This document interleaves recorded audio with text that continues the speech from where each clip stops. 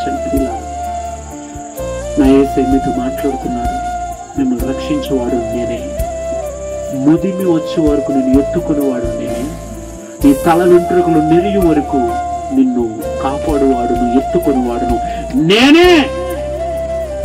ఒక్కటి గుర్తుపెట్టుకోండి, ఆయన నేనే అని అంత ధైర్యంగా అన్నాడంటే మనమందరం కూడా ఆయన బిడ్డలం కాబట్టి అన్నాడు. హల్లెలూయా. ఆ పాప తండ్రి ఎవరు అని అడిగితే నేను అని అనలేను. అవునా?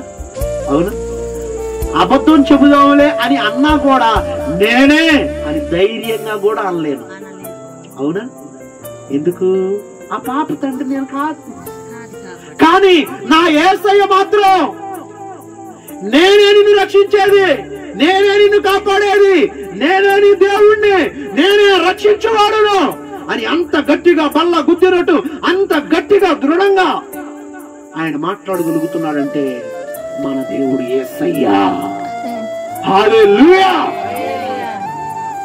కాబట్టి గమనించండి ప్రియులారా, యేసుని వెంబడిద్దాం, యేసుని నమ్ముదాం, యేసు మనసును ధరించుకొని యేసు వలె మారిపోతూ యేసును సొంత రక్షకుడిగా అంగీకరించి బాప్తిస్మము ద్వారా ఆయనకి దగ్గర అయిపోదాం.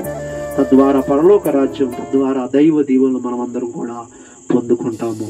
ఈ మంచి మాటలు, ఈ చక్కని వాక్యము మనందరి గుండెల్లో దేవుడే ఫలభరితంగా మార్చును గాక. ఆమేన్.